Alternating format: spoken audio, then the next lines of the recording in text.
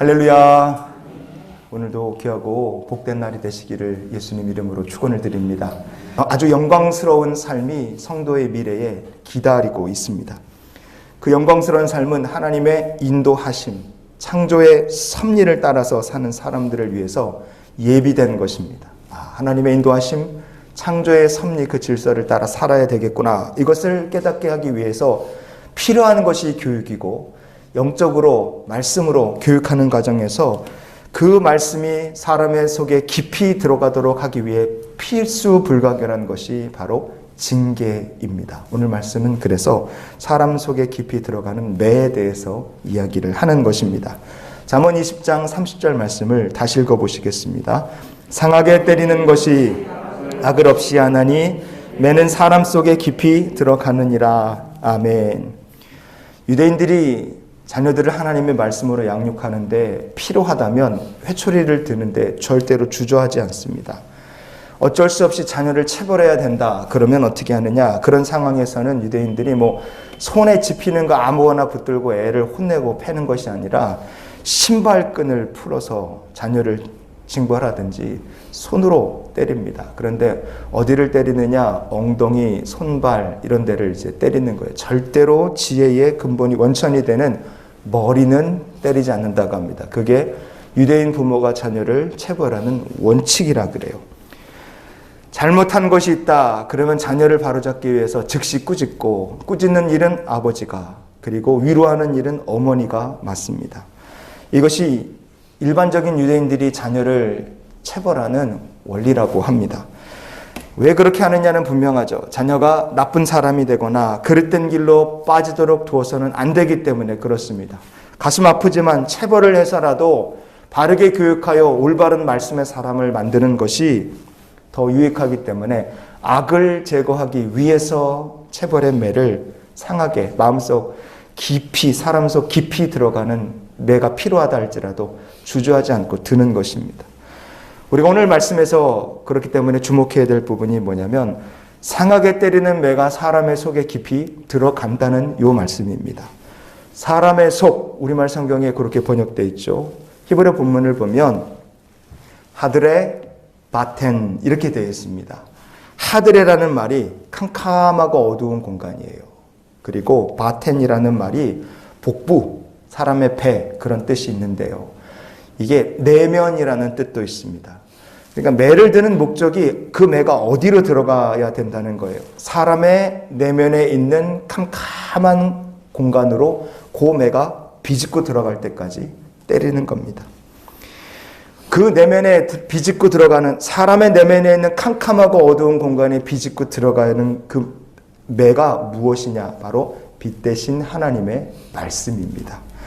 시편 119편 105절, 130절 같이 한번 읽어보시겠습니다. 주의 말씀은 내 발의 등이요 내 길의 빛이니이다. 아멘. 130절. 주의 말씀을 열면 빛이 빛이요 우둔한 사람들을 깨닫게 하나이다. 아멘. 내 영혼에 햇빛 비치는 것은 다른 것이 아닙니다. 하나님의 말씀의 빛이 사람의 내면에 비칠 때 그때 그 말씀의 빛이 우리의 발의 등불이 되고 우리의 길에 빛이 됩니다. 사람의 말씀이 비추어질 때 그때 바로 말씀이 없으면 우둔한 인생이고 말씀이 있을 때 지혜로운 인생이 되는 것입니다. 만약에 사람이 그 심령에 악이 가득해요. 말씀이 없어서 우둔한 삶을 삽니다. 그러면 그런 사람은 어떻게 살까? 그런 사람의 삶의 모습은 어떠할까? 시편 89편 31절, 32절 말씀을 우리 읽어보시겠습니다.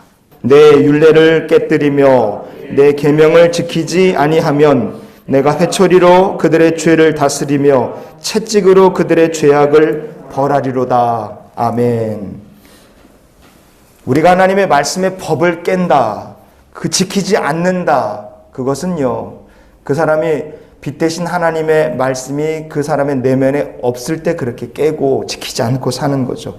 그럼 하나님께서 하시는 일이 무엇입니까? 하나님께서 회초리와 채찍을 들으셔서 그 죄악과 어리석음을 하나님께서 다스리시는 겁니다. 그러니 성경이 우리에게 말씀해주는 우리가 지금까지 읽어본 것들을 토대로 우리가 어떻게 살아야 되느냐 이런 결론을 내릴 수 있겠습니다. 잠언서 20장 27절 말씀에 보시면 이렇게 되어 있죠. 사람의 영혼은 여호와의 등불이라 사람의 깊은 속을 살피느니라. 아멘. 우리가 어떻게 살아야 되느냐? 내 영혼의 깊은 곳에 사람의 깊은 곳을 살피시는 여호와의 등불을 두고 살면 된다 이거예요. 하나님의 말씀, 빛 대신 말씀을 내 안에 간직하고 살면 한번 따라해 주시기 바랍니다. 하나님께서 인자와 진리로 보호하신다. 믿으시는 분 아멘 하십시오. 우리가 빛 대신 하나님의 말씀을 내 안에 두고 살 때 그때 하나님께서 인자와 진리로 보호하시는 겁니다. 그러면 그런 상도의 삶에 복이 임하고 삶의 결과가 달라지는 거예요. 자녀 교육이라 그러면 전 세계에서 1등 다툴 민족이 유대인, 한국인 두 민족일 겁니다. 이 자녀 교육에 대해서 한국인만큼 철저하고 유대인만큼 철저한 사람들 찾을 수가 없어요. 그런데요, 역대 노벨상 수상자의 22%는 유대인입니다. 노벨상 받은 사람 중에 한국 사람은 평화상 받은 사람 하나밖에 없죠. 세계를 움직이는 500대 기업을 뽑는다. 그러면 500대 기업의 고위 임원이나 경영자들의 41.5%가 유대인입니다. 그런데 한국 사람은 0.3%밖에 안 됩니다. 머리가 좋은 거로 따지면 한국 사람이 유대인하고 막상막하예요. 공부 열심히 하는 거로 따지면 유대인 저리 가랍니다. 근면 성실한 거로 따지면 유대인이 혀를 내두를 정도로 한국 사람 지독하게 일합니다. 그런데 유대인들과 비교해서 공부 그렇게 시키고 그렇게 정말로 세상 사람들이 하면 독하게 일하고 그렇게 사는데 왜 결과는 이렇게 확연하게 차이가 날까? 이유는 간단합니다.